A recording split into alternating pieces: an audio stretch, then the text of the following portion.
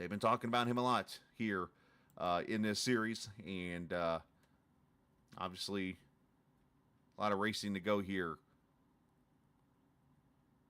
in the season. So we're at race 13 here tonight as we get ready to go racing at the virtual Texas Motor Speedway. Of course, a 1.5-mile track, and this is the newer version of Texas, so you get the 20 degrees of banking over there in turn 1 and 2, the 24 degrees of banking over in 3 and 4. You're going to see a lot wider racing.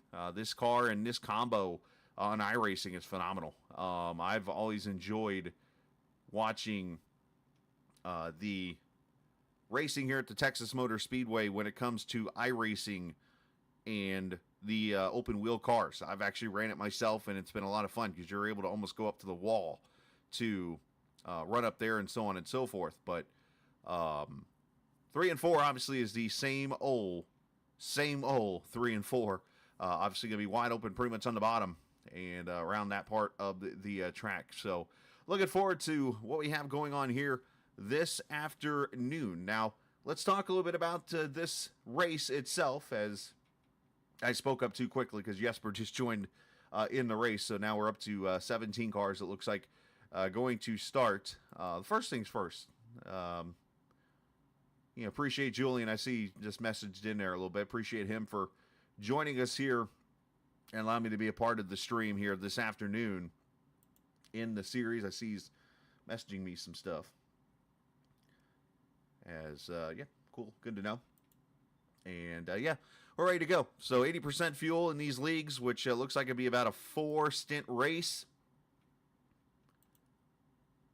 And for those, obviously, that are used to watching this, I know there's some other networks that cover the race or whatnot, so feel free to share the links out to whoever you usually watches, and welcome them in over here. Again, a little one-race effort. Who knows, maybe some more if it ever needed, but should be a good one here at Texas Motor Speedway. All right, qualifying about to begin here at the track.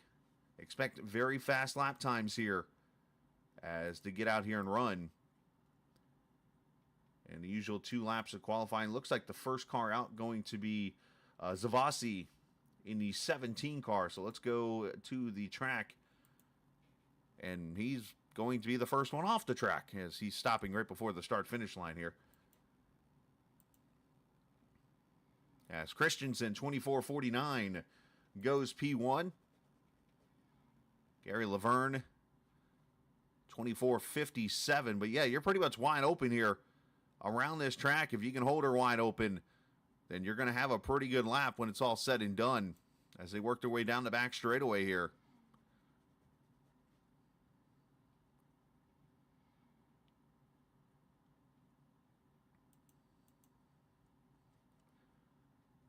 A 39 for Christensen.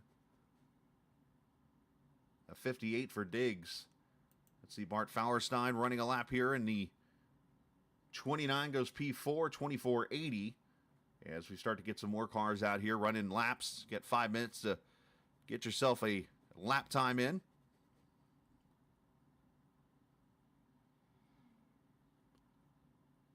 Going to be interesting to see how this track drafts with the daytime weather. Probably going to see a lot of aero coming into play.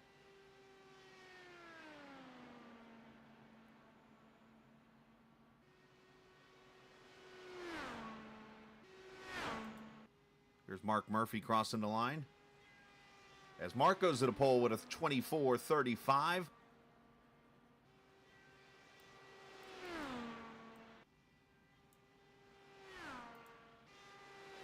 I knew something was missing. There it is. Craig Forsyth on track. There's Dan Ench. And Murphy looking even faster here on lap number 2 as he's going to slide across the line. And 24.29 with a 2. For Mark Murphy, he goes P1. Blable with a 24.95. He's P9.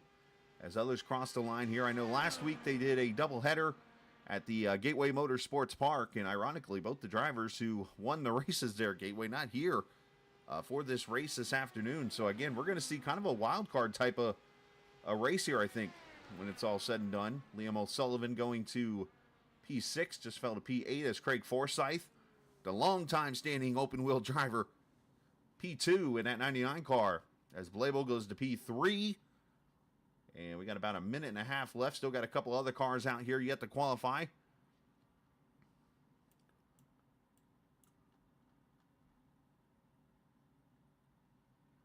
Matt Wagner just getting out on track.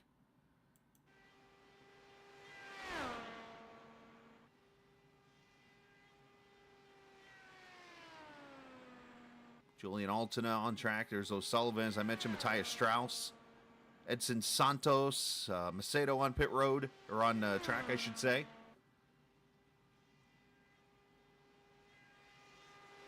As O'Sullivan, look at that, 24-28. Let's make it to the 25, maybe.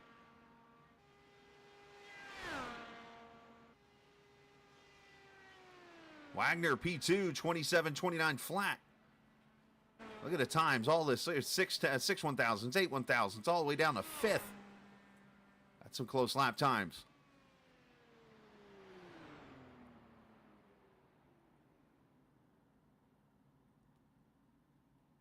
And that looks like it's going to be it. Nobody else really on track to qualify here. So congratulations to Liam O'Sullivan.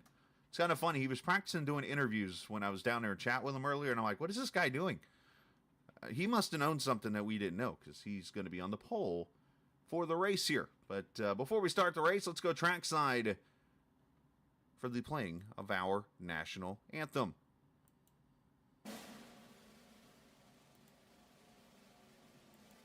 Oh, say, can you see by the dawn's early light what so proudly we hailed at the twilight's last gleaming, whose broad stripes and bright stars through the perilous fight o'er the ramparts we watched were so gallantly streaming, and the rocket's red glare, the bombs bursting in air, gave proof through the night that our flag was still there.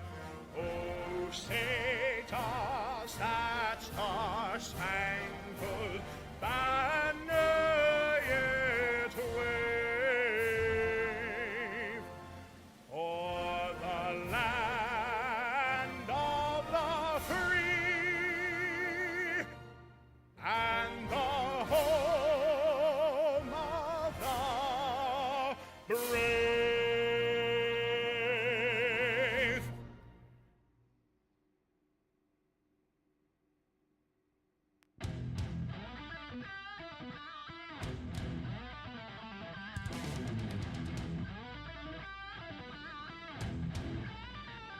All right, qualifying in the books. Now let's get ready for 400 kilometers of racing, 250 miles, 165 laps here at the Texas Motor Speedway, and show you the starting lineup for this race as Liam O'Sullivan wins the pole with a 24-28. He'll start next to Matt Wagner. Mark Murphy, Craig Forsyth, the Canadian driver, they're starting in P4. Edson Santos, one of a couple of Brazilian drivers here in the field, will start next to Julian Altena. Pedro Blabel and Matthias Strauss in row 4. Eric Macedo and John Christensen in row 5. Dan Ench and Gary Laverne in row number 6. Row 7 is where you see Bart Fauerstein and Jonathan Diggs, Jesper Oman, Patrick Zilvasi, and Alex Bonney there in the 17th and final position. Race information.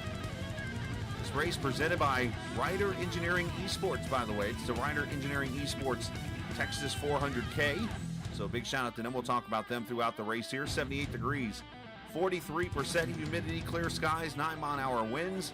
Track temp at 114 right now. We'll keep track of that here throughout this evening. Of course, Texas Motor Speedway, a fast one. Make sure you hit that subscribe button if you're new to the channel, by the way. We appreciate you guys coming to join us as we come to the green flag. Pace car going to pull off.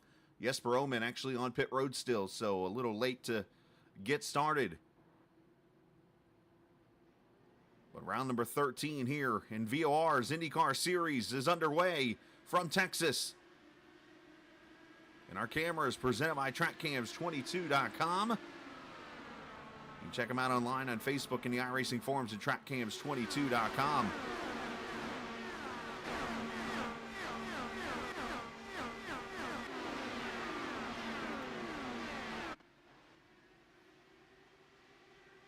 Sullivan leading that train around as we complete lap 1 just like that. You get used to watching stock cars go around here, and then all of a sudden you see these cars going around here at 215 miles an hour.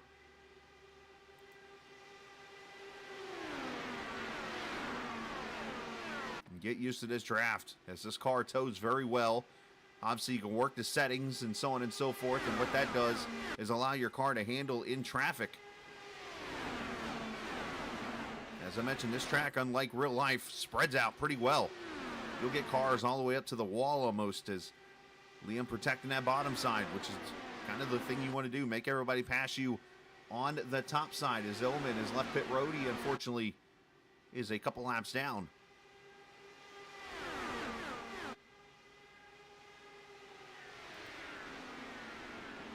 There's Blabel there in that 8th position.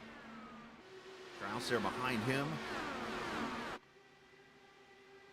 As everybody right here in pack, except for one car, Bart Fauerstein has fallen back about 4 seconds or so off of this pack. Not sure if that is something that's being done on purpose or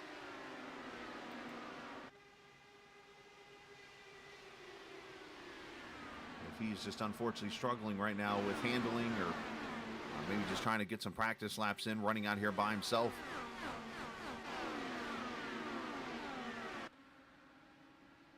Julian Altena there, 7th position. 2nd in points entering this race. And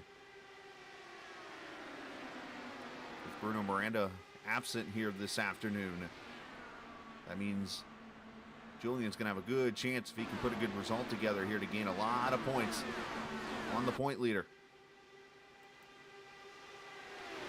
Murphy up to the 2nd position as he now tries to put pressure on O'Sullivan.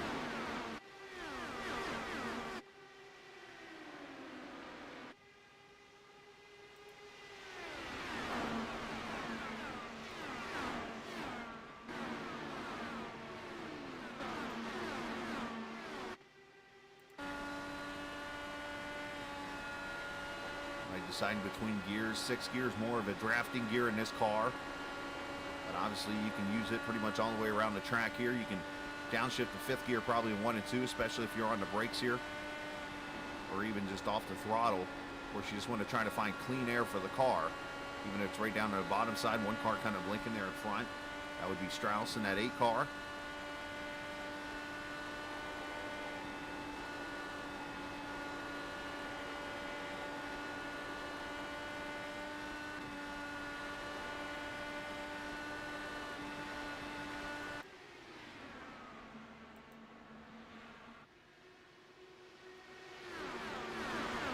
Wagner there in 3rd. Matt and I, he discussed, I think, the whole entire practice I was in chat. He's like, where do I know you from? Where do I know you from? Where do I know you from?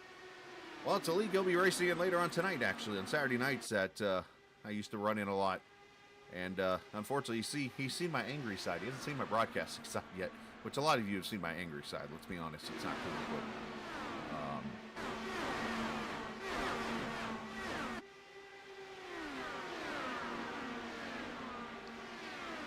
so I want to correct myself on something. Jesper Omen, 17th position. He is actually still in the lead lap, believe it or not. Somehow got out of the pits before they came around to complete lap 1. And Omen just out of the pack right now in the 17th position. So he's going to need a yellow to get some help. There he is in that 2 car.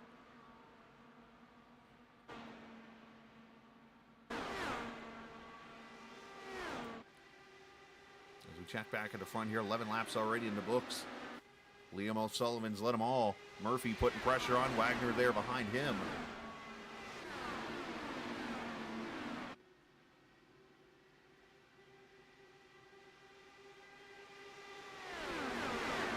course, the one thing that is a disadvantage for O'Sullivan leading this race is he is burning the most fuel out of everybody right now.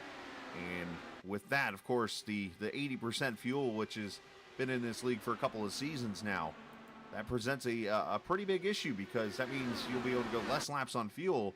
And you got 4 sets of tires sitting in the pits, 40 to 48 laps, obviously, depending on fuel save. O'Sullivan's looking at that lighter side of 40. And when you do 40 times 4, you get 160. You do the math, he's 7 laps short on fuel. So, obviously, these guys back here may be saving a little bit of fuel with him leading the pack. I wonder if they can get those couple extra laps. All you need, really, is 2 extra laps. You can go 42 laps, then you're set to go the distance on 3 stops. That's pending if we go caution-free all the way through here.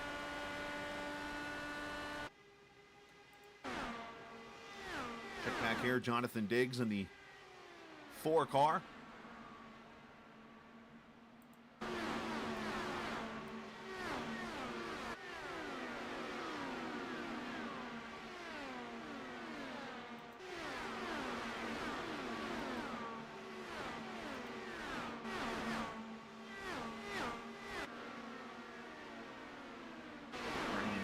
Position. He's about 9 tenths of a second behind Gary Laverne. That's the green VOR car. You see Murphy starting to put pressure up there in the lead. Everybody's still right here in this pack. Right now they're just kind of biding their time, being patient here. Still got a lot of laps in this race.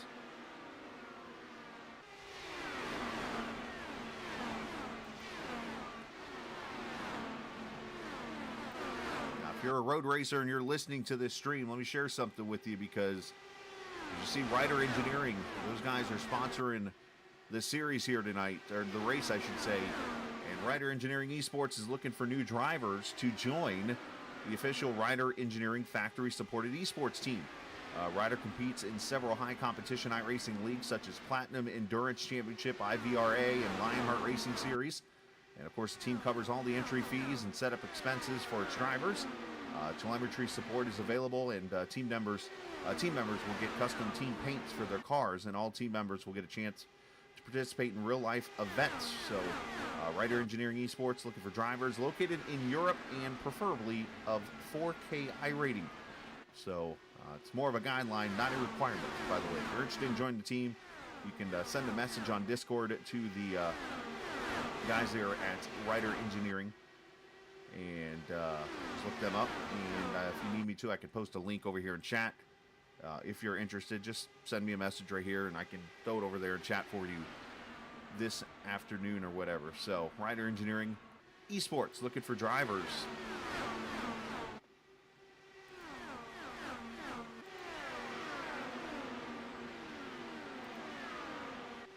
As we're clean and green here, 20 laps in. Eric Macedo, 7th position there, and that number 83 car. Ooh, I don't know if that's a little defensive driving up there on Julian, or if that's more him wanting that car in front of him wanting to run the higher lane. But that was Wagner up there, as he had lost third to Santos, who's gone by. But Wagner went up there, run the top, and so did Julian.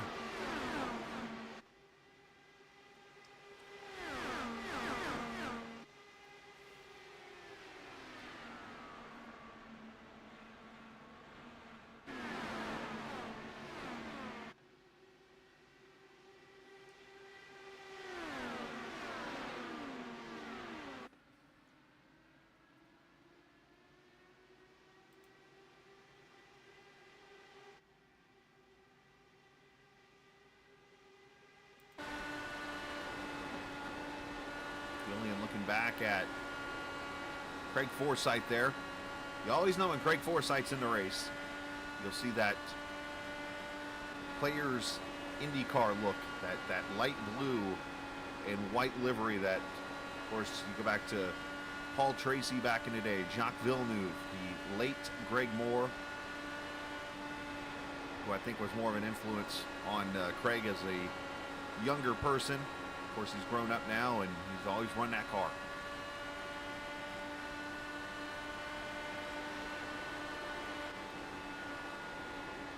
Here's Santos back here, second position now as he's gone by Murphy. So Edson looking pretty sporty here in that car. And you wonder if Murphy's maybe falling back to save a little bit more fuel in this car. Julian trying to climb the banking again here in the fourth position.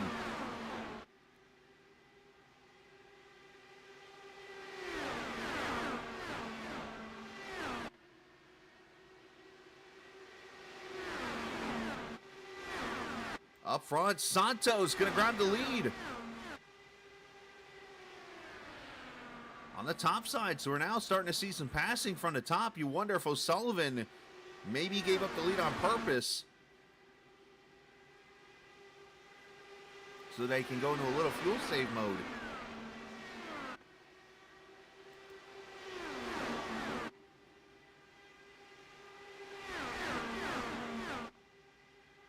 "26 laps complete."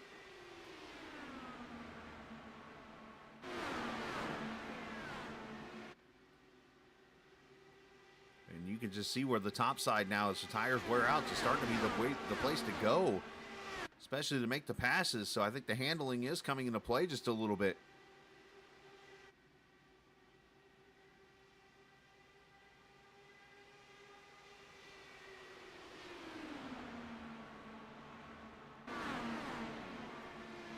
Now, the one cool thing about these cars, for those who are not used to it, you have plenty of settings, unlike a stock car, that you can use to adjust the car. So let's go down here. It's the cockpit view. If you look down here, you see all these numbers. I mean, most of them are zeros because they're not going to show it to the stream. In case somebody's watching that's like a part of another race team, they can go, hey, this guy's running this. So they're not going to show it. But obviously, left to right, front anti-roll bar is that left one. Of course, the second one, rear. Third one there is push to pass, I believe, which that one you don't have to worry about. It's not a road course. And then your miles per gallon is how much you're running there. And in fuel position, you have 8 different levels that you can run your fuel at. One being, of course, most lean. And I've always heard different numbers. I think 5 is most lean on ovals or something like that. But 8, obviously, you'll run if you go under yellow, saves fuel. And then, of course, the position you're in all the way on the far right there. So a lot of good telemetry there for you as you're racing in this car that you learn about.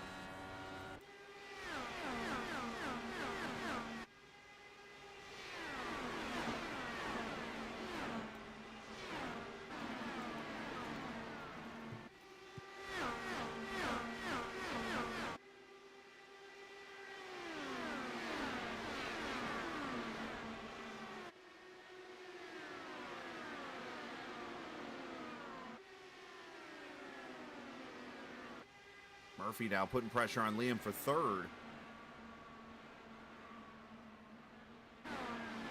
Sullivan's pulled out by about 0.2 of a second.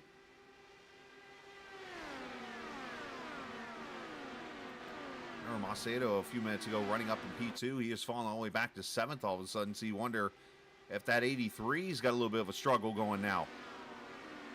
I mean, with the hot temperatures here, let's throw the weather up on the track and see what we're looking at here. Of course, 114-degree track temperature right now, so still pretty warm.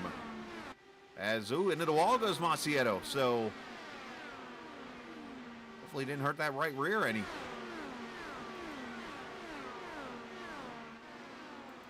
Up front, Julian. Alta trying to get the pass on Santos.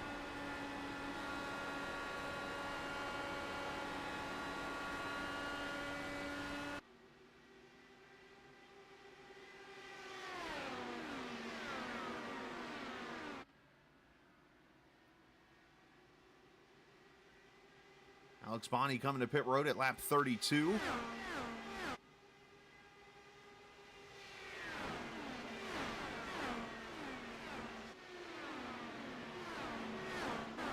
Probably a little early there, so probably an unscheduled pit stop, I would say, but we'll have to watch here with the pit times.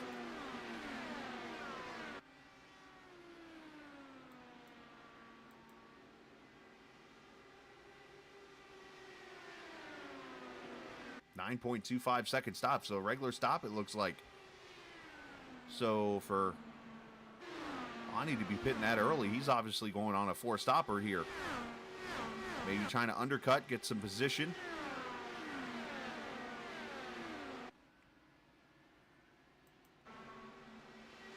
here. Jonathan Diggs, John Christensen battle for the 10th position as Fauerstein comes to pit road now. So starting to see cars come to pit road here.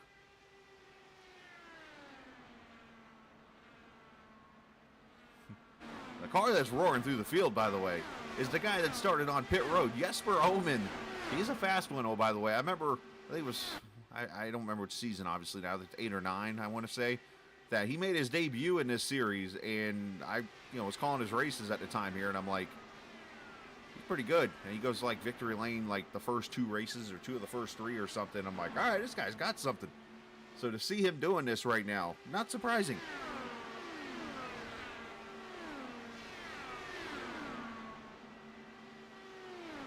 Fauerstein on pit road for a long time here, so either speeding on pit road or something or whatnot. Looks like now he's taking his car behind the wall, so unfortunate ending there for Bart's race here at Texas.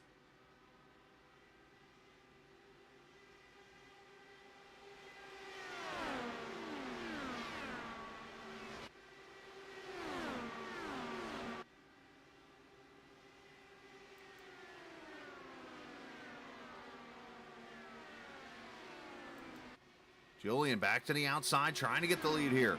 And caution. Blaibel is wrecked over here in turn 1.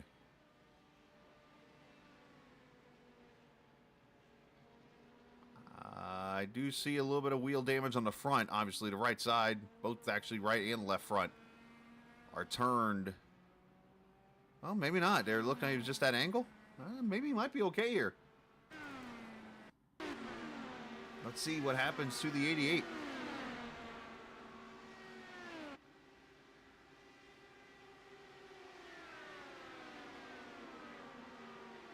Uh-oh. He did clip the outside wall, so yeah, that's going to do him in. That looked like a simple misjudgment maybe there. I don't want to think the 88 was maybe trying to throw a block there, but unfortunately, he gets hit by the car behind him there. I didn't see who the car was. I know it was a...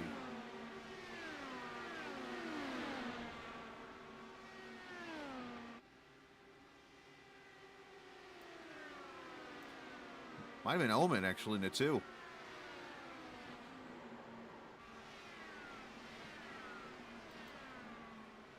It was not Omen. It wasn't that car either. It was Strauss is who it was. Matthias Strauss. All right, here we go. Pit stops happening.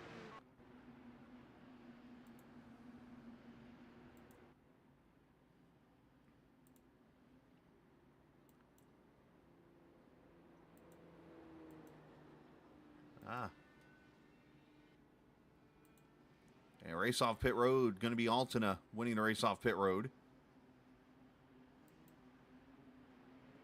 Santos of Sullivan. Murphy and Forsyth right now. Your top 5.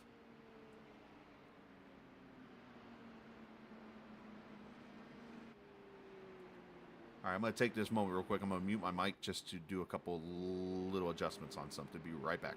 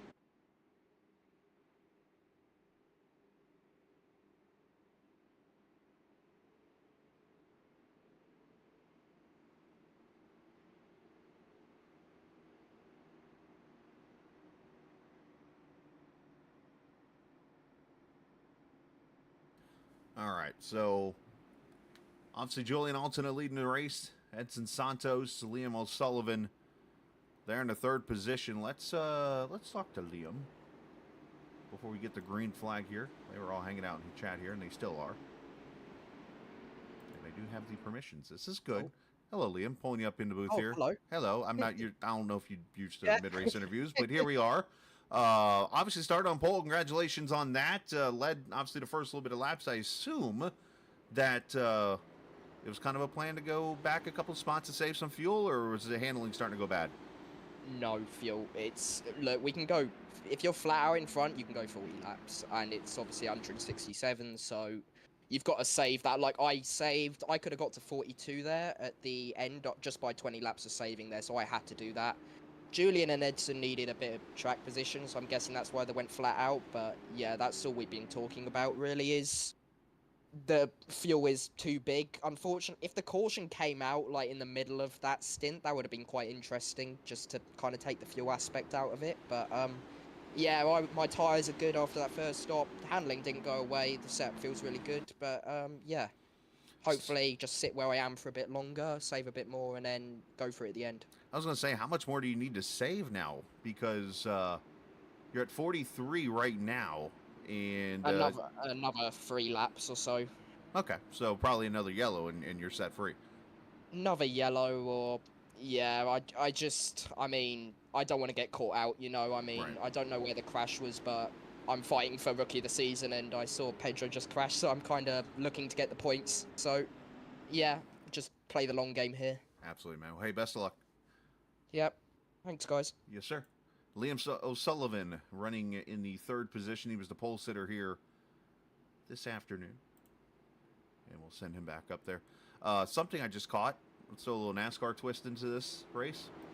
And this is where I remember Mark Murphy from. I just don't remember which league it is.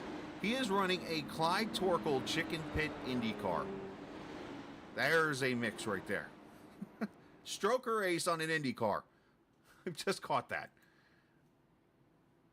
That would, if I told people that was a NASCAR paint scheme on an open wheel car, people might think like it's a sin or something, because there's that whole rivalry between NASCAR and IndyCar. Apparently, I don't know. I don't really believe too much in it. But anyways, Julian Altena leads him back to the green. 45 laps complete. Single file restarts.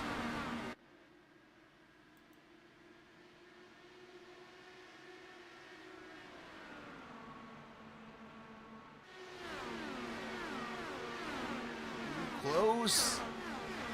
Wagner, a little crossover there. He and Macedo go side by side. Ooh. Not sure if somebody he got spooked there, or if there was some net code.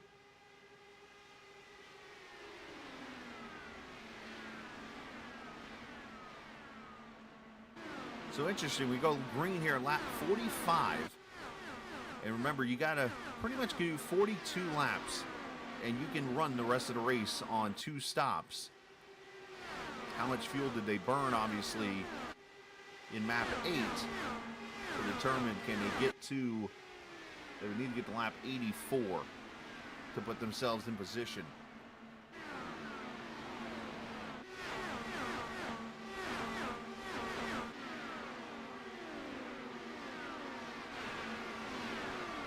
As Lebel leaves the pits. And unfortunately for him, he is 5 laps down now. Alex Bonney and Bart Fauerstein behind the wall now. As O'Sullivan up there, as Julian's going to fall back now as Santos goes to the lead.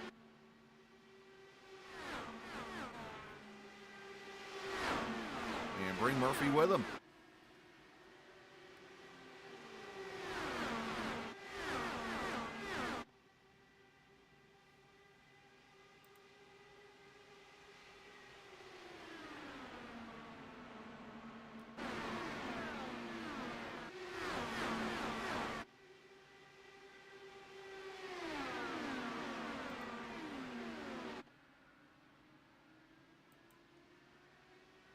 Matthias Strauss, after that incident there, obviously just kind of biding his time. Looked like, again, just simple miscommunication when the wreck happened.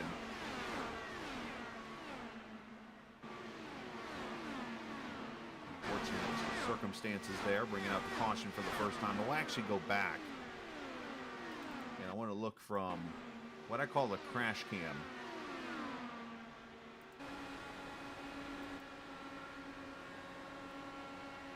It's the far chase view for those who don't know. So you see LaBelle gets a little tight there, and you see it looks like to me Strauss goes to make the move to the top, and Blabell maybe just a split second after Strauss made the move, went to move out of the way maybe of the 8, and just miscommunication there. I wouldn't necessarily say he blocked him or anything like that, because there was a big speed difference, it looked like, in that move. So just unfortunate.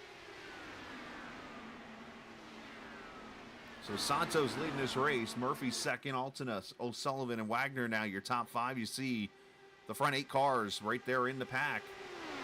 And that includes the 2 car who was waiting on that caution. Jesper Oman now in the battle.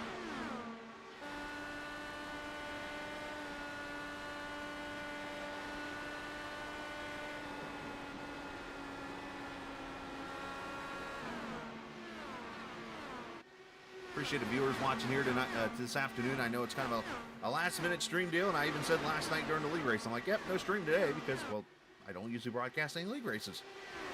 But Julian reached out to me as I was leaving Iowa last night after the league race, and they were like, hey, you need somebody for Texas today. You want to come do this? And I was like, yeah, let me go home if I can do it. And it worked out, and here we are on Saturday afternoon. Appreciate the viewers checking us out. If you're new to the channel, if you want to hit subscribe, we'd love to have you a part of our broadcast and stuff. If not, then I totally understand. But this might not be the only time you see us. There's one car off the pace up there at the top of the track.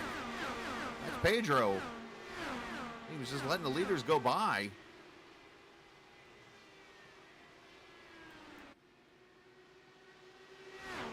From getting out of the way, he's a little slow though, unfortunately, but it worked out either way. But no, if you're there's no promises that this isn't the only broadcast you see for VOR. Of course, I've always told Julian, he and I have always had a good relationship. You know, I broadcasted this series up until the time that the deal that happened with the video game company in IndyCar, and of course that fell through. And when that did, you know, Julian and I talked, and I'm always interested in doing an open wheel league broadcast-wise. The problem is I work on Saturdays for the company I work for, which is FedEx, and I deliver packages, and the route I do on Saturday goes a full hour south of where I live here. So there's no guarantee I can get back here at 3 o'clock every afternoon. Today worked out, but that's pretty much the one hindrance we have. So worked out for today. I know obviously there's been some great broadcasts this season. Was watching a little bit of the Gateway doubleheader from earlier, from last week earlier today. While I was on break, as Wagner about got the wall.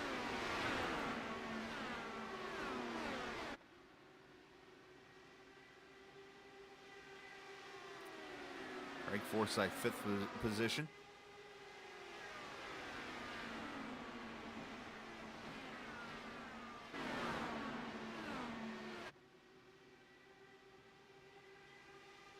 Got Oman there trying to get 4th now. Or 5th, I should say, away. O'Sullivan has fallen all the way back to 7th now. So, again, that might be fuel save for him.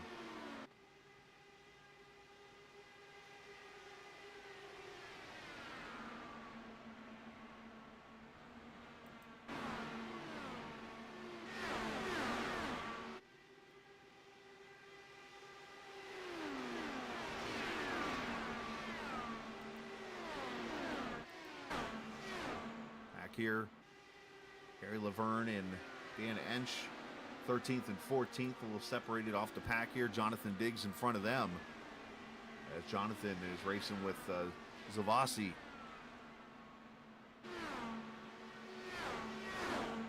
Oh, he's in the wall and they make contact.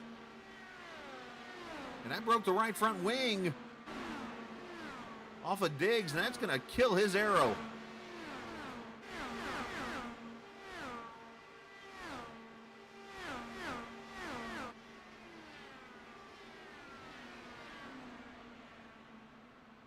That car is plowing now as Blabell comes back to pit road.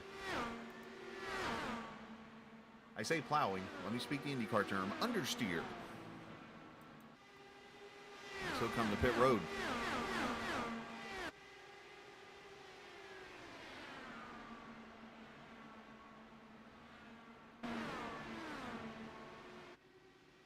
So 63 laps complete. Next time by. Just about to 100 miles in this Reiter Engineering Esports 400K at Texas Motor Speedway, virtually on iRacing.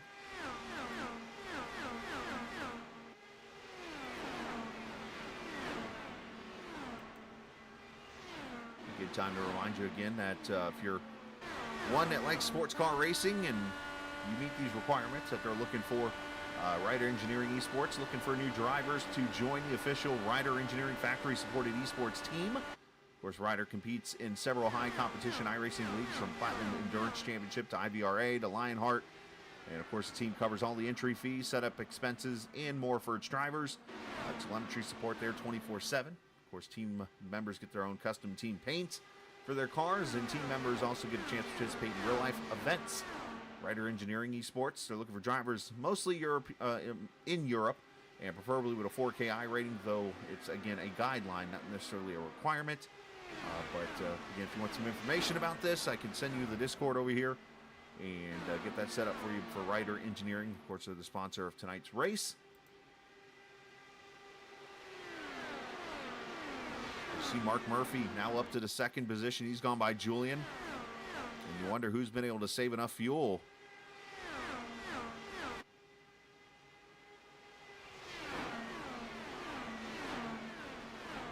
As they climb that 20 degrees of banking, turn 1 and 2, a much wider portion of the track.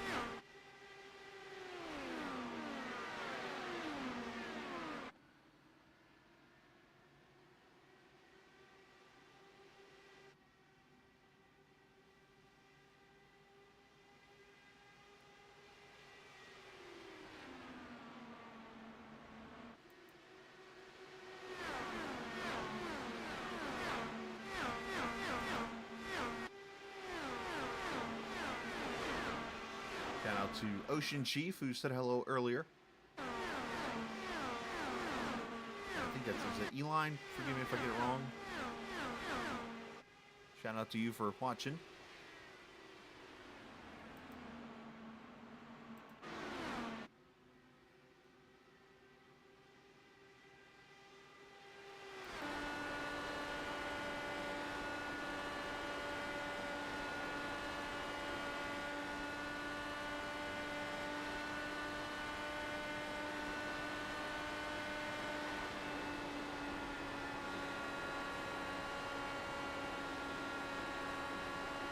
Santos doing a great job. Yeah, he's burning more fuel. But he started 5th and has worked his way up here to the lead. Come back here to Julian as he's starting to put some pressure on.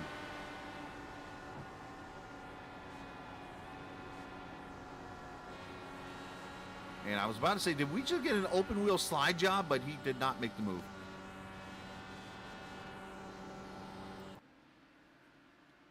Instead gets out of the gas.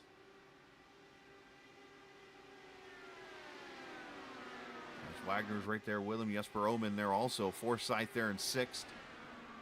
And I think as we get closer and closer to the finish of this race, I think you'll see this racing really pick up. But you got cars that are just out here, I think, saving fuel, which kind of surprises me that they're shifting, because I would think if you want to save max fuel, keep that thing in 6th gear. Because obviously the lower the gear, the higher the RPMs, the more fuel you burn. But that might be at the same time a way for the cars to keep their track position.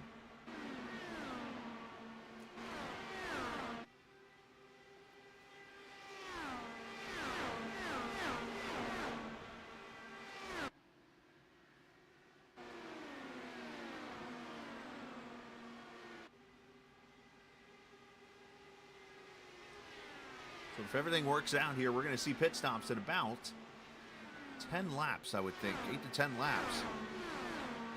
And that's going to, of course, come down to how much fuel you were able to save. If you can get to lap 83, then all you got to do is be able to get at that point to lap 125.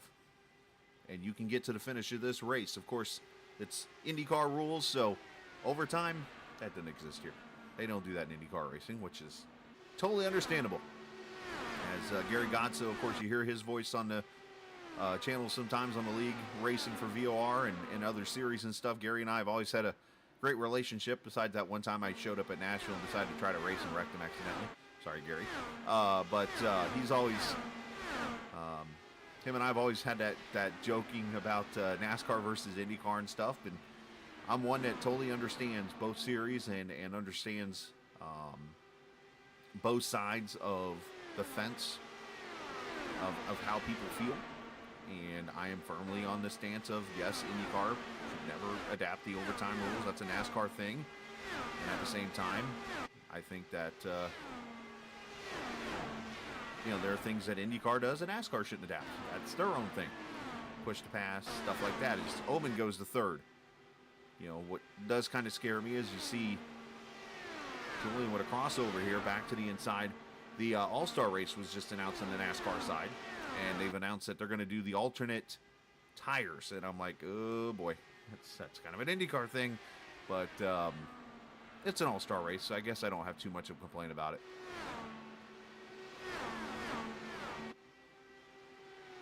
It's safe to say that every series has its gimmicks,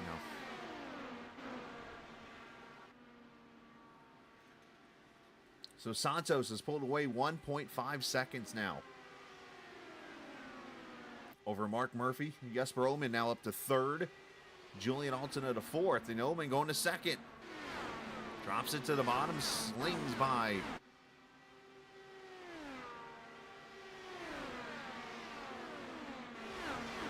Clyde Torkel car. And up to the second position.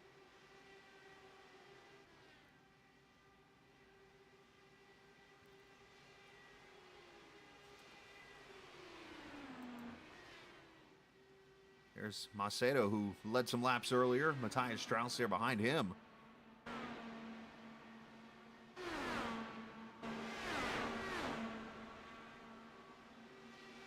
The question now, can Oman reel in that 20 car?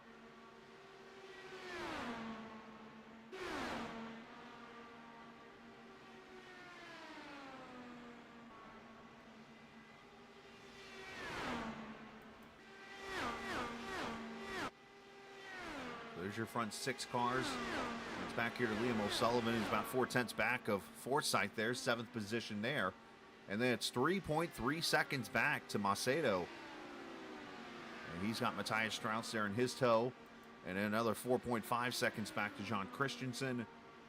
Zavasi, who's about 1.1 seconds back. And then Laverne and then Ench. And then everybody else is either off the track, or you got Blebel, who's trying to get his car all the way fixed. He is now 13 laps down. And you got Jonathan Diggs in that 4 cars, now 2 laps down. He made a pit stop at lap 62, which was unscheduled, it looks like. So that's kind of where we are in this race. As Forsyth, top side. He's trying to make that pass from Dallas.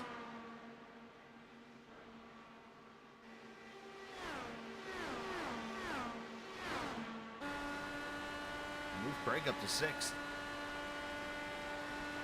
All right, so we're at lap 84. So everybody right now is pretty good and maybe in that fuel save mode. Now they're just maybe trying to bank some laps so that in the next 2 runs they can just go and let the racing begin here. But that also includes a potential green flag pit stop.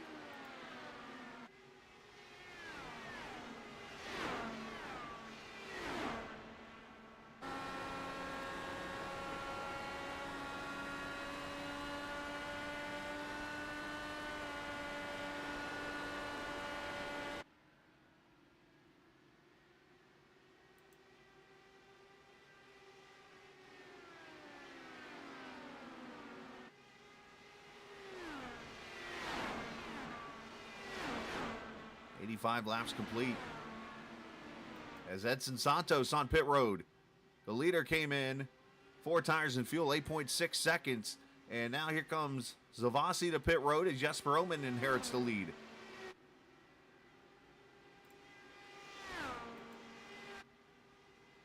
Wagner on pit road. So here we go. More leaders coming in.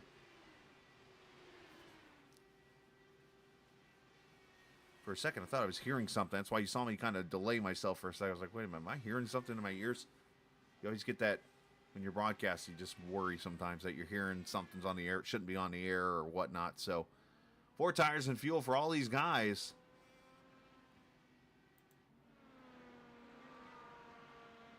As Omen, Altena, all these guys coming to pit road, lap 88. This should open up the race now to allow them to race. Not that they're out racing. I mean, they're technically racing all the time. It's just a matter of not having to worry about fuel mileage anymore.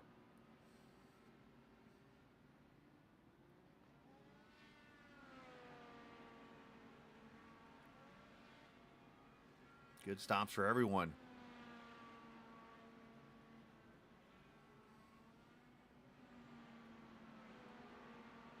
As here comes Forsyth, Macedo, Strauss all to pit road.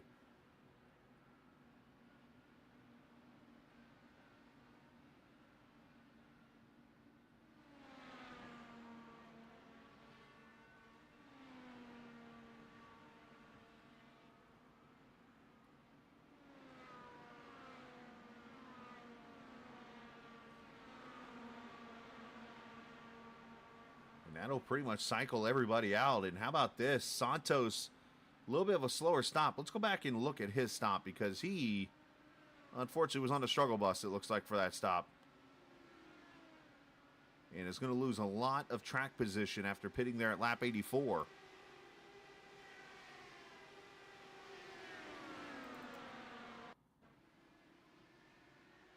Makes the late entry there to pit road. And I mean, compared to what I'm seeing in a 36, 37 second deltas, he was on pit road 41. So obviously that's about 4 to 6 seconds or so. And let's see what happens. He goes to a stall here. You wonder if something, he overshot his stall to start with, then he backs up. Tires going on, which of course in open wheel cars, it's all 4 tires at one time. Drop it. And he had it in reverse. He forgot to put it in drive. Oh, raise your hand if you've done that one before. I'm raising my hand.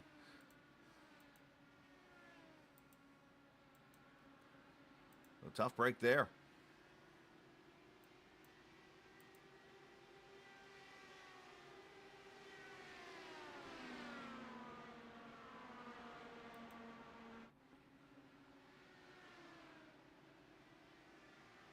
And Blabell back on pit road here as you see Santos there, 4th position as we watch the battle for 2nd. I'm sorry, actually, let me correct myself. That's Julian passing a lap car. Oh, and now wrecking! Julian Alton is in the wall! Oh, no! Altena and Diggs.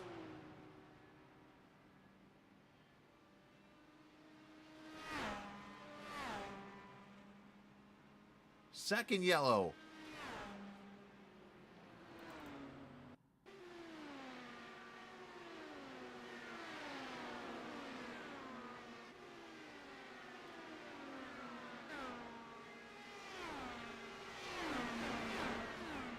Oh, Jonathan pushed up into him. Or understeer, I should say. Forgive my terminologies. Jonathan just got a lot of understeer underneath of Julian there. Maybe drove it in too deep or something. And that car just washed. Wasn't really any dirty air in front of him.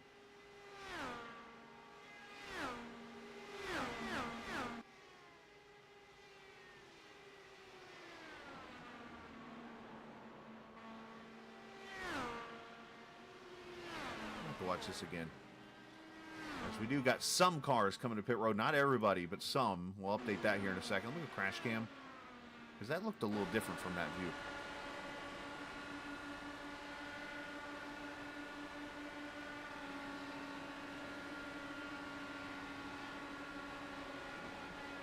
Yeah, okay, yeah, he got tight. You can see the car come up. At first, it looked like Julian might have started to come down. I'm like, wait a minute here. I had to go look and make sure I saw that right. So, Caution out for the second time. Julian not going to be happy about that. So it looks like about half the field come to pit road here. Who's left on track?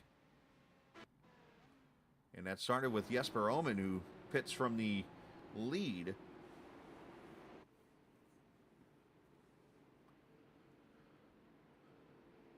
Mark Murphy, Liam O'Sullivan, Strauss, Laverne, and Ench all come to pit road there.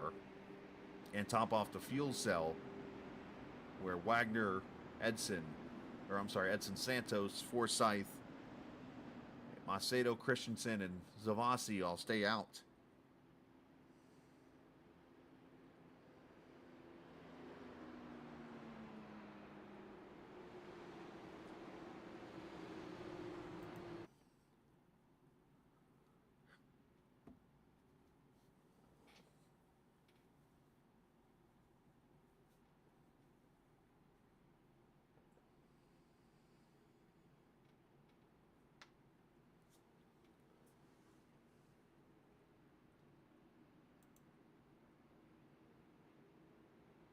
So just shy of the 150-mile mark in this Reiter Engineering Esports 400K at the Virtual Texas Motor Speedway.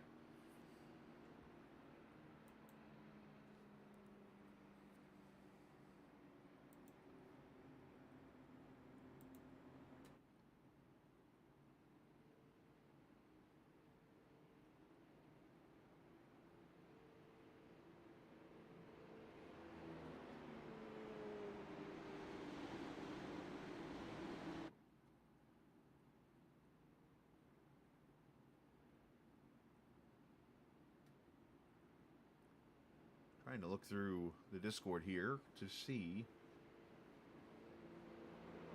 Let's take a look at race sponsorships. That'll tell me what the schedule looks like for the series.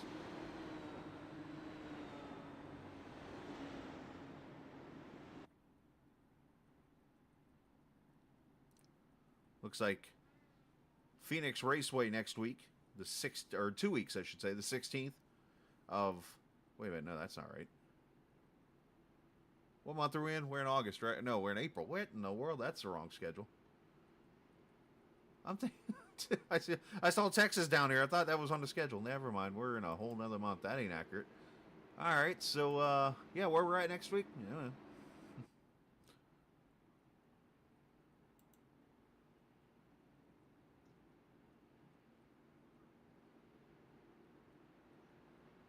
Today's 26th, right? 27th, something like that. Oh, we're at Daytona next week. I remember racing. I broadcasted Daytona once. Back at, make sure I'm seeing this right. You know what? I'm wrong again because that's the DW12 series that runs on Sundays. Next week, it is actually Daytona, May the 4th. Oh, next. He's got like 15 different schedules here, so forgive me. He's got Daytona May 4th, and then the 18th of May at Suzuka. Interesting. And then June 1st, Auto Club to finish it out. The Auto Club, or California 500 there. So, some races coming up. That's the last 3 on the schedule. I don't have any kind of graphic or anything like that. Julian, like I said, we literally put all this together in literally a couple hours. So, I don't have all the graphics and stuff in front of me.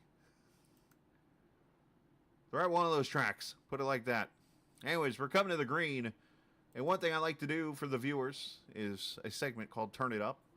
And let's do it right now.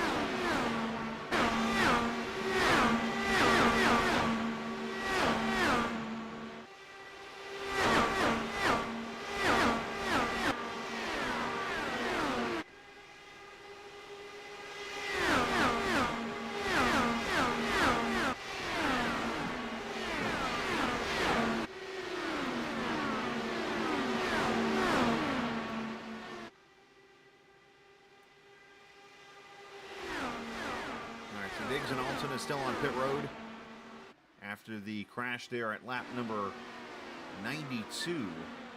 That brought out the second caution of the race. Matt Wagner leading, and he has Edson Santos back up here trying to get this run. Is that 20 car looking pretty sporty here at Texas?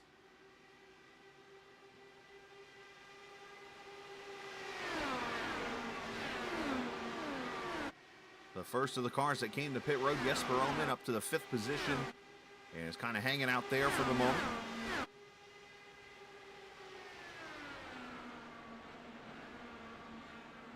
Of course, now the question is, when do you come to pit road for the final time? As again, you can go about 40 to 48 laps or so on a tank of fuel. We're at 102, going to 103 now completed, and 64 laps to go in this Reiter Engineering Esports 400K.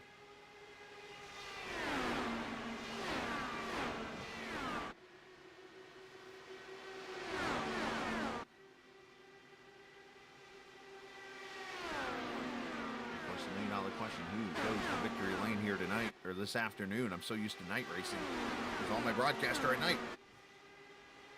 Big shout out, by the way, to unsponsored, they're not sponsored, Rockstar Punched.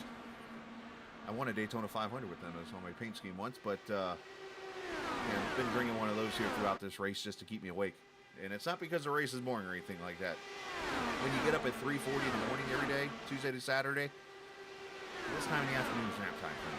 And, well, here we are. So this is getting me to the point where after this race, it'll be nap time. So, but big shout out to these guys. They've been a lot of fun watching this. This is my first, again, I hadn't really watched any open wheel racing. I haven't had a chance to really watch it too much. So just to kind of sit back here and watch this, it's been a lot of fun to sit here in the booth and call this race again for 105 laps.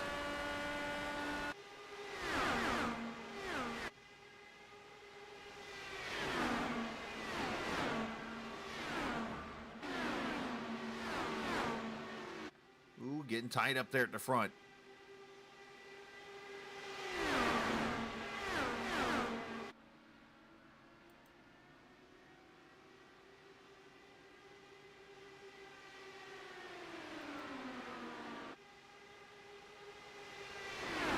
Top 5 right here in this little pack, and then of course you got Macedo, who's been up and down the grid.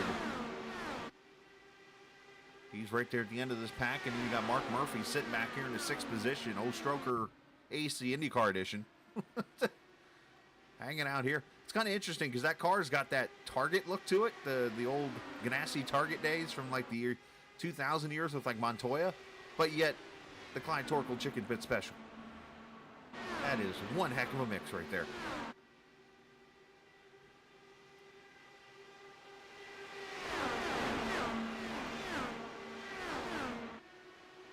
I'm waiting for somebody to say, like, that's against religion or something.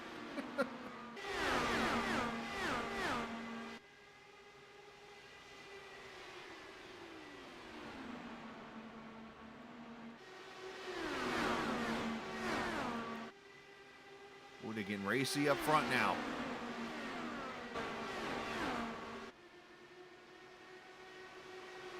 Santos, Forsyth, Orman. All these guys up here now. Let's add Murphy to the list. Let's add Liam O'Sullivan here as he gets into this battle. And like I said, there's parts of the iRacing Texas you just cannot do in real life Texas. And you're seeing it where the cars can just jump up there on that 20 degrees of banking to the top. Where in real life, they move out of the bottom groove. They're heading for the wall. Part of that's that jelly that NASCAR has thrown up there on the track, which I can honestly say, as a fan of open wheel racing, not a good idea.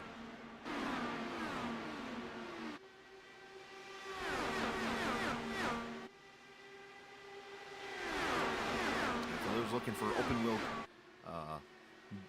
encyclopedias, you can look in chat and see Julian Altina explain what a blue flag means.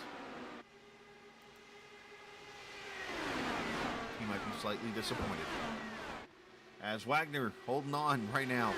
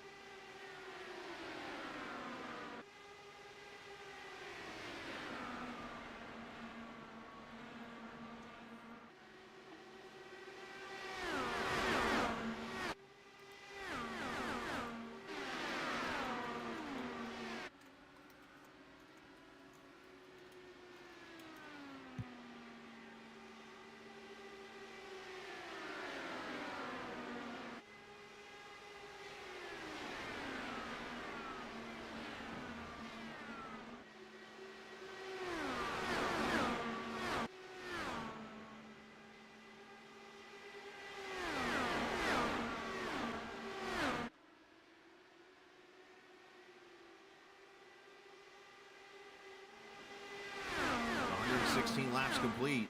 Coming up to 50 laps to go.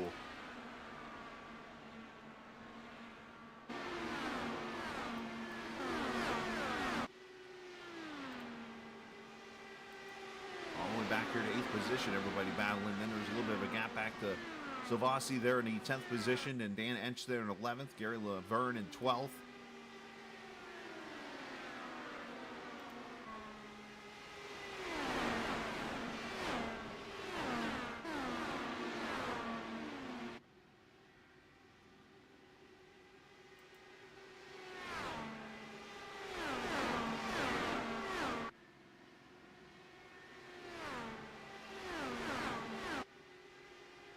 As Julian Altena returns to the track. Just going to try to gain whatever track positions he can. Unfortunately, 14th position for him, but you know, every position is a point, so if there's a wreck later on in the race and he can log as many laps as he can get by a few cars or whatnot. If not, then obviously he'll finish where he finishes and move on from there.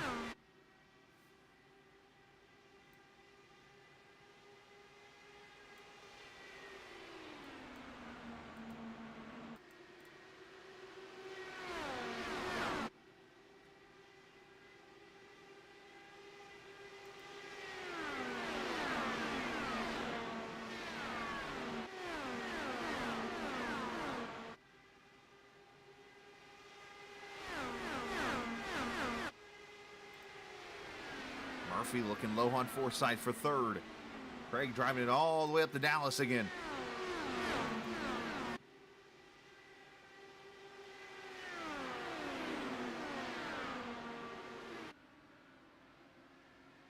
As Julian goes back to pit road, so you wonder if that car is still too damaged.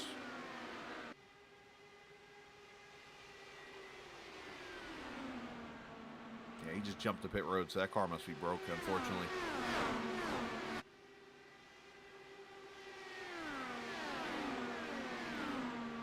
Sullivan getting past Macedo for sixth.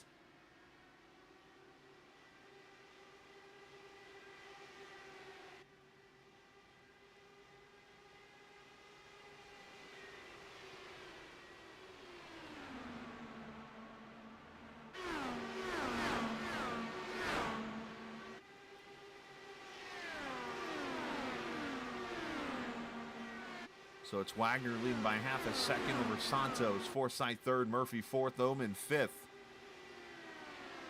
And 44 laps to go.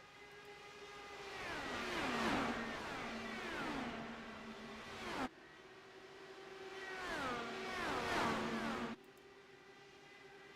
right, let's I got Julian to calm down a little bit here. I brought him up here, obviously. I can understand the frustration in a situation like that. Obviously running P2 and a chance to gain a lot of points here this evening on the point leader, Julian. A tough break there, but I mean, if there is a positive, is you are going to gain some points still on the points lead. Yeah, that's the only good thing, really. I hope my mic is so good. I'm in a room in my grandma's house. But yeah, just unfortunate. The rules are pretty clear about it. You cannot defend your track position if you're a lapped car, not race them as a result. So really annoyed by it because it's a league regular in Jonathan. It's a good dude, but that was really not very smart, to say the least. I think it was pretty clear as well that he just washed up. So yeah, I got nothing else to say about that than what you could see from the image. It's pretty clear cut to me. So yeah, that's it. But was still a good race. Was able to run at the front. I was still saving my fuel, saving my tires behind Mark and Edson there for a while. Sorry, we about had a wreck. Murphy had to jump out of it there and lost a lot of time as he and Edson, how wide turn 1 and 2 is, they found a way to go for the same piece of real estate. But I was just thinking, actually, you started mentioning the fuel-saving tires. What do you think is the ideal strategy here? Do you go as long as you can here in pit? Do you split this run in half? Do you short pit this thing? What are you doing here? Well, what my strategy was is go as long as possible because, yes, there is quite a bit of tire fall off, but if you get lucky with the yellow, you can really gain a lot. Let's just put it like this. You can gain much more by staying out longer than undercutting people. Then you can really lose. So That was my strategy, and I think for most others at the front as well. But yeah, just a shame because I was really saving my stuff and just taking my time. I did a couple laps, which is what I wanted to do early on to get those bonus points in. But yeah, just unfortunate today. Been a good race, but yeah, just a shame that it ended so early. Santos going to come to pit road. I think he went to make the pass on Murphy. That was close. Coming to pit road there. And Murphy kind of shut the door, it looked like. And now Santos coming to pit road for his final stop. Well, Julian, we'll let you go enjoy Grandma's cooking, because Grandma always makes a happy day when it's over with. So go do that, and appreciate your time and allowing me to come back and have a little fun here for a couple hours. Yeah, of course, man. I really appreciate you doing this last minute as well. I forgot to say that to you privately as well. Just thanks a lot for doing this, man. I really appreciate it. And yeah, hopefully we can work again together again soon on this, because it's great having you here. Absolutely. Like, I really do mean it. Thanks, man. Nah, no problem, buddy. Julian Altada, unfortunately off the track, and car broken, and understandably frustrated with that situation. And that is one thing I will say is Santos, he must have sped on pit road, so he did not get the thing slowed down in time, and looks like now is actually putting the car behind the wall. So a tough break there for Edson, who looked like might have been on his way to a victory here, but just too deep going into turn into the pits there is now...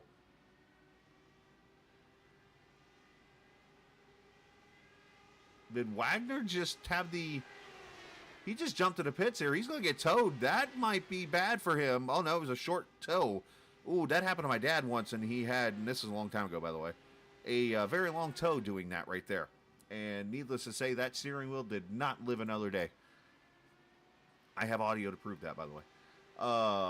As Jesper Oman leads this race now, I thought that was going to be bad for Wagner. I was like, oh, he might get a long tow here, but a 15-second stop's going to hurt his race. Cannot make mistakes in the money stop here. To Oman, Forsyth, Murphy, Macedo. Oman and Murphy pitted at lap 94. Macedo and Forsyth at 88. So they might spend a little extra time on pit road there for fuel. But I do know this out of knowledge that this league does have in the rule book about blue flags and yielding to lead lap cars. Now, that wasn't necessarily a yielding to a lead lap car as much as it was a mistake in the corner, it looks like. But either way, just a tough break in that situation. Ooh, Forsyth with a late check. As he comes to pit road.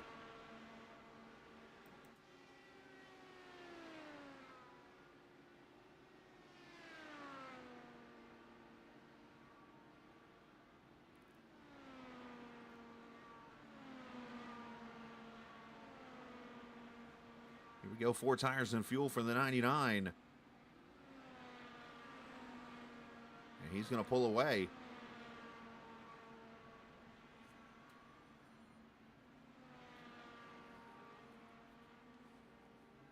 As we're 136 laps into this Reiter Engineering Esports 400 here at the Texas Motor Speedway.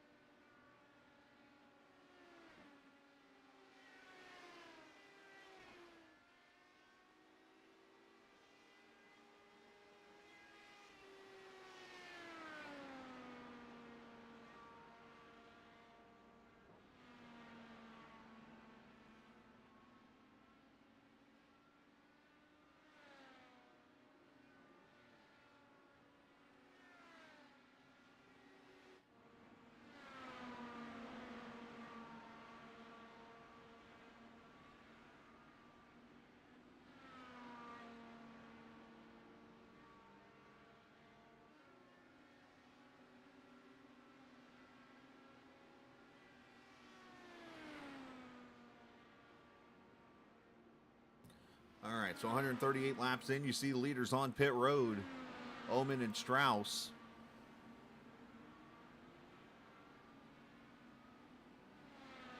You see Forsyth already has come to pit road. He's going to try the undercut here. You heard Julian in his interview say that he feels that the long run is the way to go here. We'll have to see as Omen leaves the pits right now. Of course, the longer you go on pit road, the shorter time you have to fill the tank up. But either way, you see Murphy goes by. And here's Forsyth here going down the back straightaway. And there's Omen. Forsyth's trying to get the draft on him down into 3.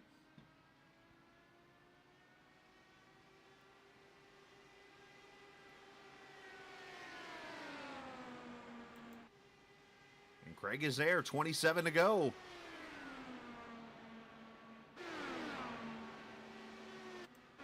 Liam O'Sullivan back here with Macedo battling for the 4th position. The pole sitter.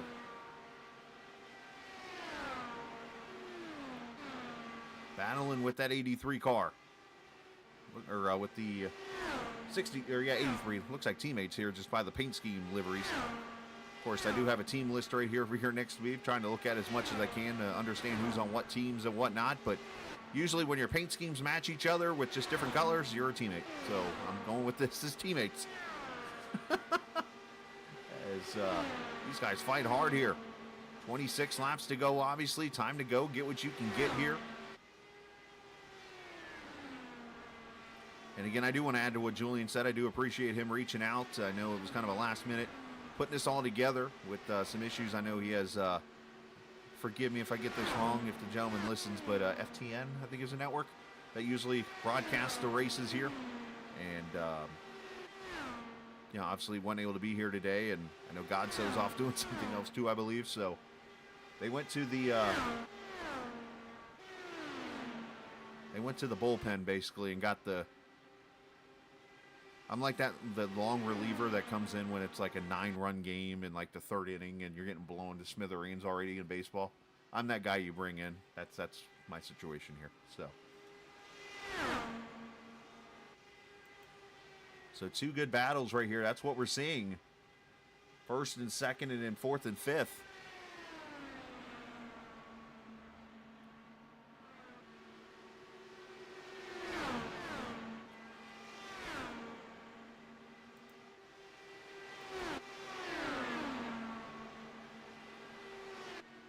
Big shout out to Reiter Engineering for sponsoring the race here tonight. And of course, if you're a road course driver, you got a pretty high I rating, and I think they're looking for people that are based in Europe, but doesn't necessarily, there's a word for you, say you have to be in England, but Reiter Engineering Esports is looking for new drivers to join their official Reiter Engineering Factory-supported esports team. Reiter competes in several high competitions, from Lionheart to Platinum Endurance to IVRA and more.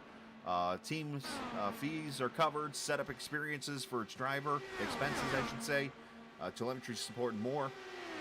Custom team paints for the cars, and all team members get a chance to participate in real-life events. Of course, Reiter Engineering Esports looking for drivers, as I mentioned, in Europe, preferably with a 4K, but that's more of a guideline, not a requirement. So if you're interested, let me know, and I can send you the Reiter Engineering Esports Discord, and you can be a part of that channel. So appreciate those guys for sponsoring the race here, as Omen still leads Forsyth by 2/10. Of course, now his tires are up to temp and about 4 laps newer, so you wonder if that 99 car has anything for the 2, and how big of a win this would be for Jesper, starting on pit road, getting that first yellow to catch back up. And oh, by the way, he was up in the pack by the time that first yellow came out. He had caught back up as everybody was in fuel save. He went full max to try to get to the pack, and he did as the caution came out. And of course, then he was able to cycle back onto pit cycle with everyone, and now it's taking the lead here late in this race, looking to go to victory lane.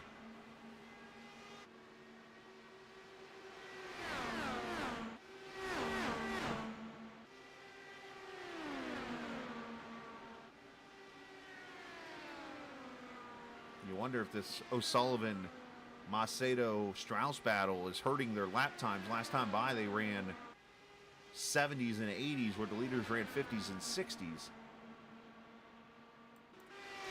That dirty air might be hurting them just a little bit as they battle with each other.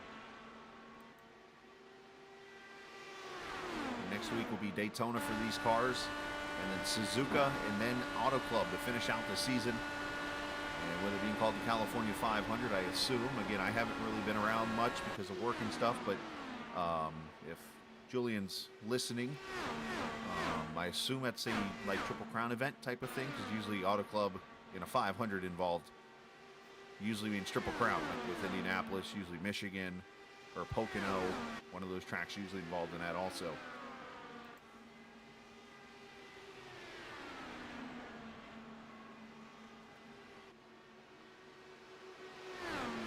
Omen's pulled away now to 1.1 seconds, so Forsythe's tires, I think, have fallen off. So this is your fight right here, 4th, 5th, and 6th.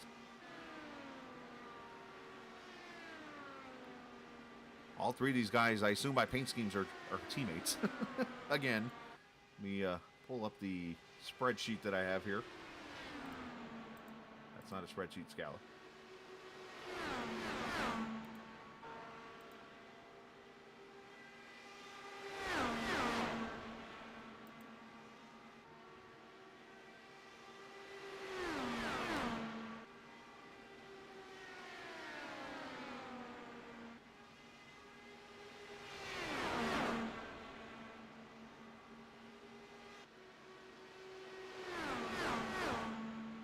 Team Watson Racing would be those guys, by the way.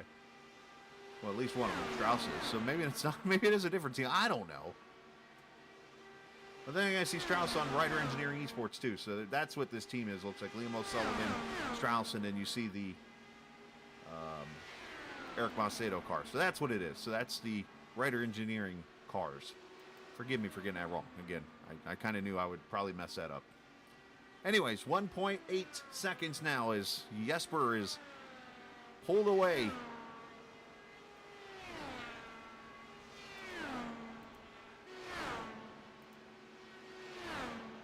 Started from the pits and looking to cash in to victory lane here. And the only reason he really started in the pits was because of he got to practice really late.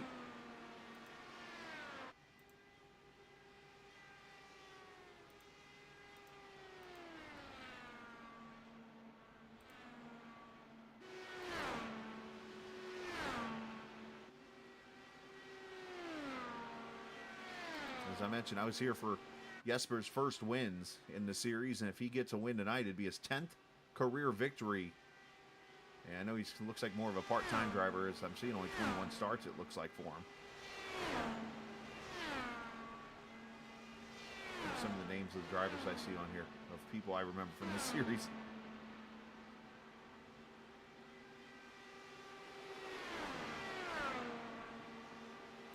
There's even a guy in this series once named Connor Daly, but not the actual IndyCar Connor Daly. This was two N's.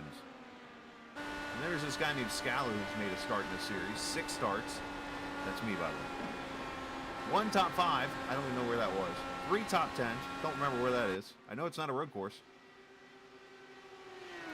I remember one time I actually tried to run, I think it was Owen Park, was it here, in this series? And I spent literally 2 days and 1 qualifying session just trying to complete a lap, and I couldn't do it. I'm not the best road racer.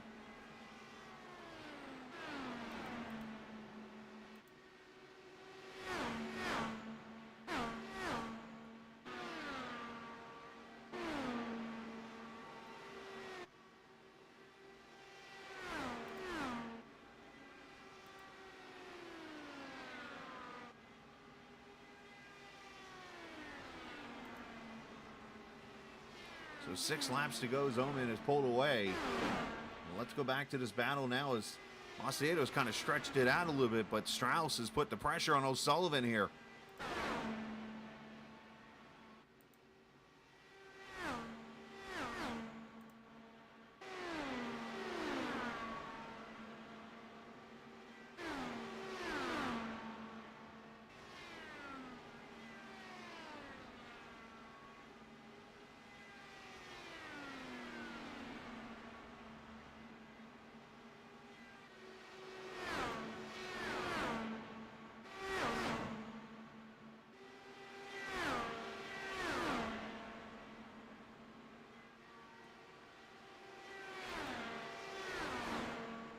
O'Sullivan doing a good job now, trying to hold him off. You got a battle back here. 10th we'll keep an eye on, too. Here, we got 4 to go. As Gary Laverne is trying to get to Dan Ench. I'm sorry, the other way around. Zavasi's trying to pass or hold off Dan Ench. That's an interesting photo.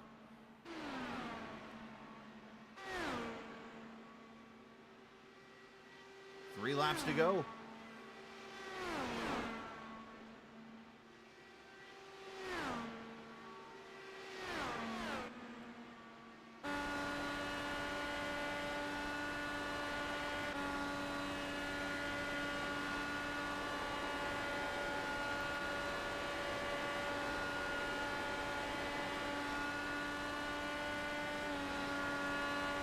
Sullivan trying to hold off his teammate there as Omen is down the back straightaway here. Into turn 3 and 4 as he's going to see the white flag this time by. Final lap here at Texas Motor Speedway.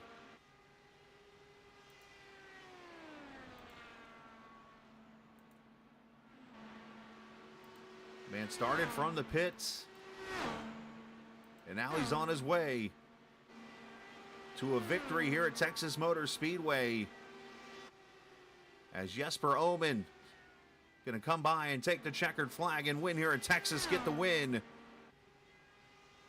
in the Reiter Engineering Esports 400K. 4.8 seconds ahead of Forsyth. Murphy gets third, Macedo fourth, O'Sullivan and Strauss fifth and sixth.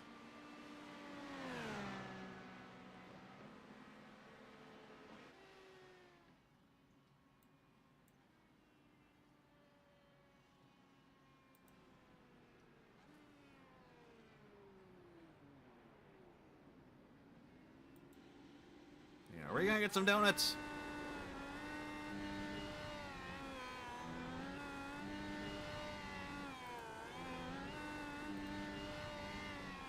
Indy Alliance Racing Team goes to victory lane.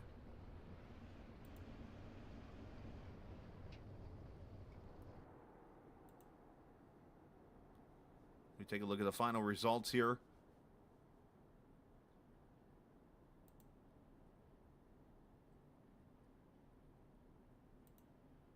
As Omen wins it by 4.8 seconds, as I mentioned, over Forsyth. Murphy, Macedo, and O'Sullivan holds off Strauss for 5th. Wagner 6th, or 7th, I should say. Christensen 8th. Silvassi 9th, and Ench finishing 10th.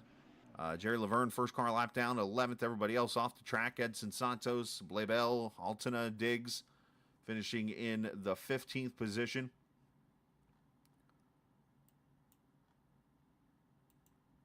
'16th to Fauerstein, and then Alex Bonney finishing 17th, unfortunately. And last on the grid as drivers meet up here, and we'll bring them up here for the post-race interviews.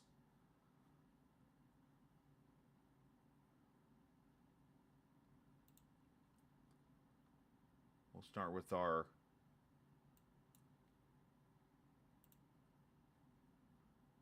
third place finisher, Mr. Murphy. The Clyde Torkel Indy car, which I'm still trying to break down in my head. Murphy, great job. Finishing in the third position tonight, man. That was a wild race because we had all that fuel saving at the beginning, and then it turned into, hey, let her rip, Tater Chip, at the end there, and able to get a third place run. Yeah, hats off to Jesper and Craig. It's always a lot of fun racing with them. I kind of made a boo-boo there.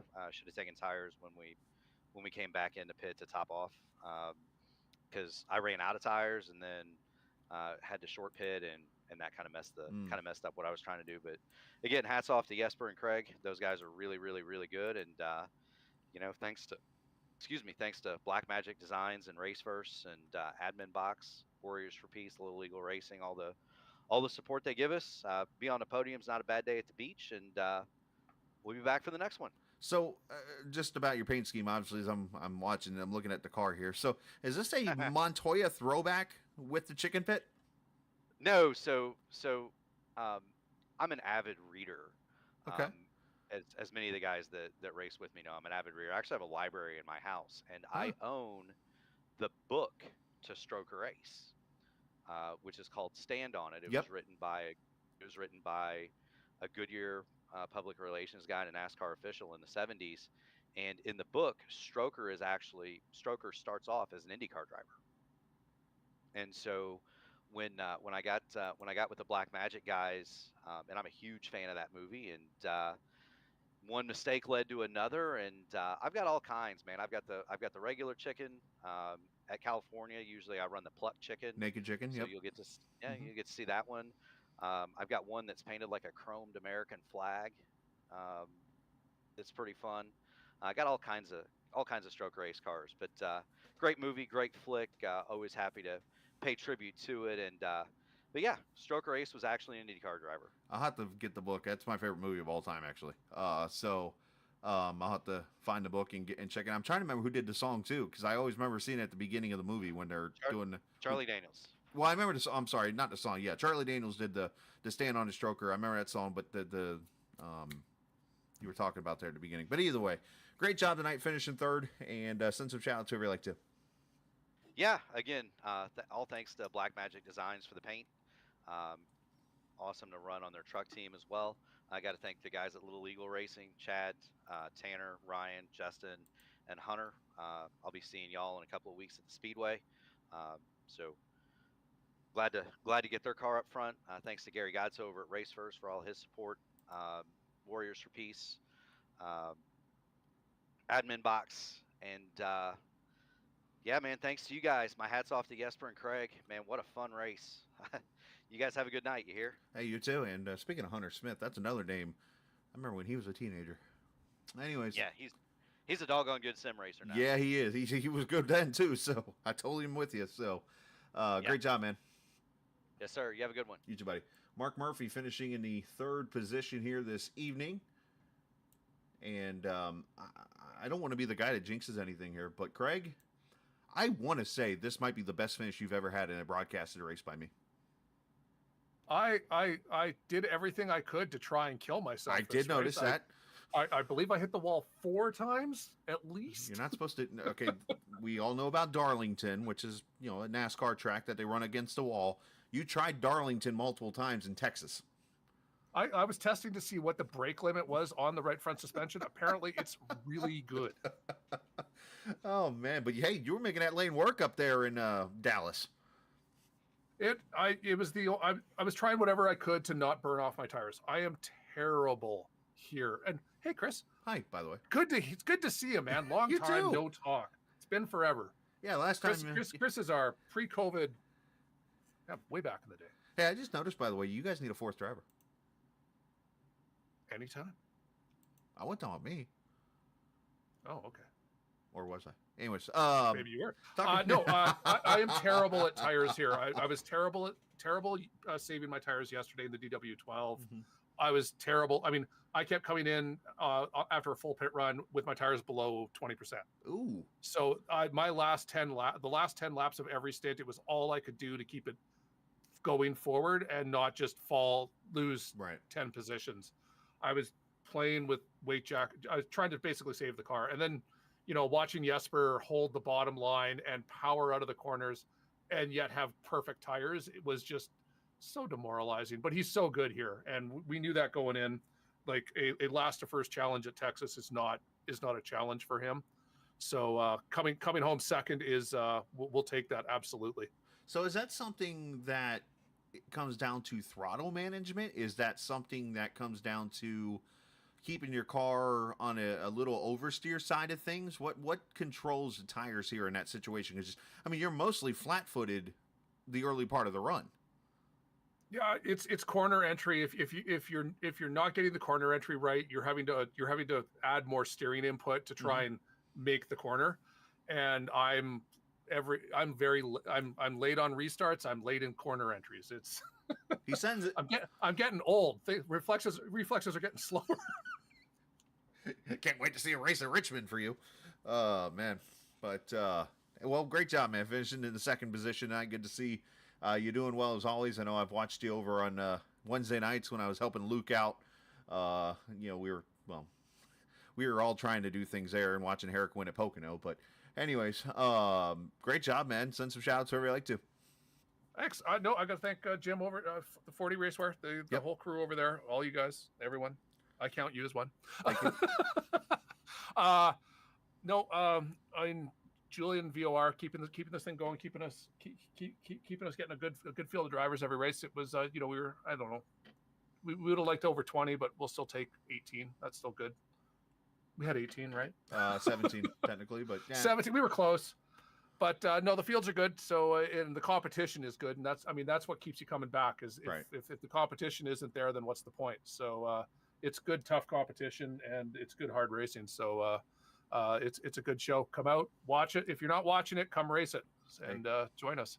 Yeah, absolutely. Make sure you do that. And if you mentioned Captain to 40 Racewear on their website, you'll get a 0% discount. So make sure you go. Excellent. Still go check it out though. I'm just. Who knows? Jim might give you one. I don't know, but figure I'd throw that joke out there. Anyways, great job, man. Thanks for jumping in and doing the last minute broadcast for us. It is appreciated. Absolutely, buddy. Appreciate it, man. Good to see you. No worries. Stay safe. You too. Craig Forsyth there, second place finisher. Super cool guy, by the way. And good to learn some stuff from. Like, I could sit there and pick his brain, and he'll give me every piece of information about something. It's so cool. So, all right. As we bring in Jesper Omen. Long time, my man. Long time. I was here for your first win, and now I'm here for your last win so far in the series. Right. Yeah. I mean, really happy about the win, and I also won yesterday in the Dan Weldon car. So yeah, I'm really excited. Well, obviously, you started a little late there, and I know you got in the session like last minute, started on pit road. I actually thought you were a couple laps down, and I'm like, wait a minute, you actually got out on the lead lap and still found a way to catch the pack during that run. And, got the caution that helped you get back on cycle with everybody, and from there, you just kind of picked them off and got to the front. Yeah, exactly. I didn't have any practice, so I decided to treat the first couple laps as practice so I could get acquainted with the setup. And first couple laps felt good, and then I started pushing, and I caught the tail end of the field and just worked my way up to I think it was like P8, and then the yellow came out and reset everything. So from there on, it was just a matter of trying to get to the front and run away.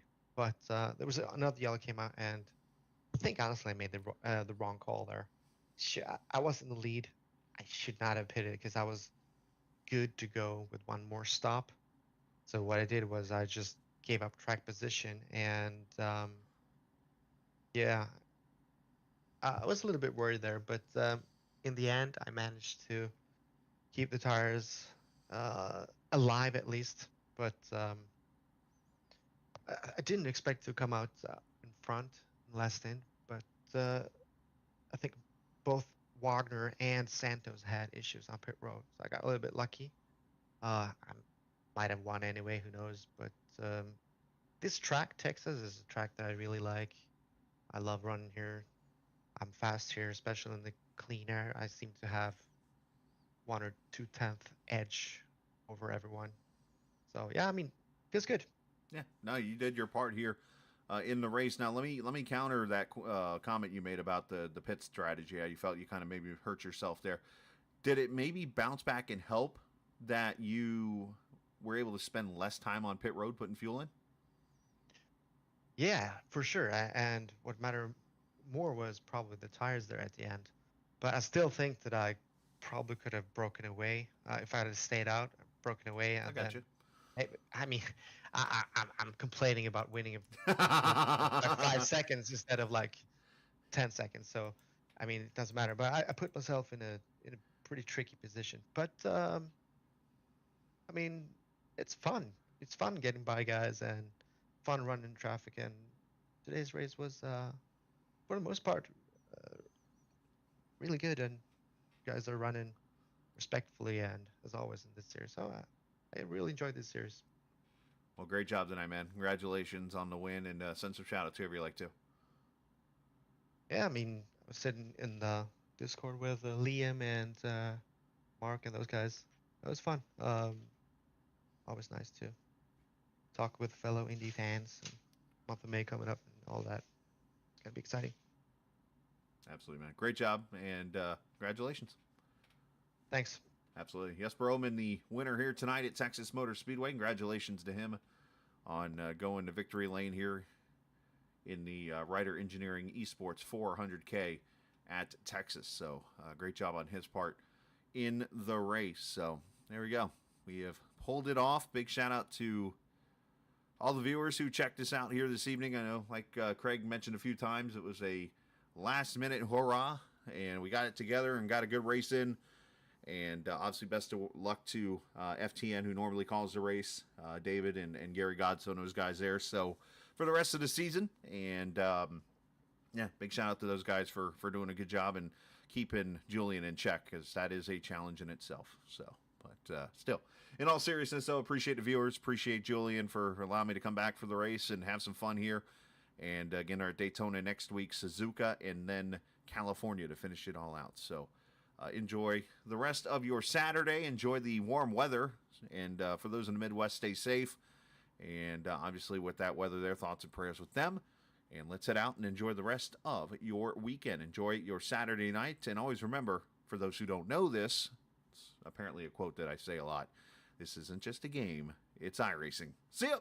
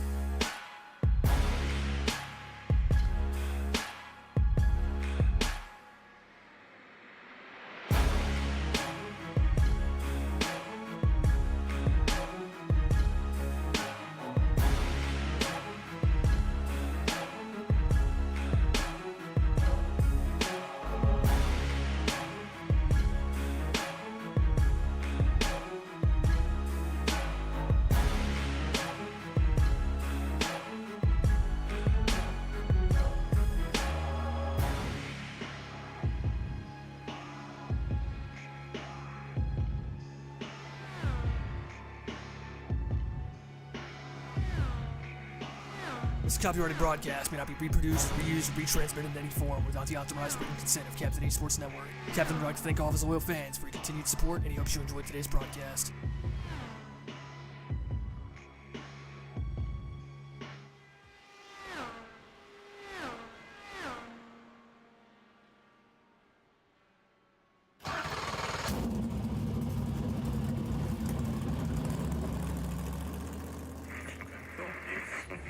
The following is a special presentation.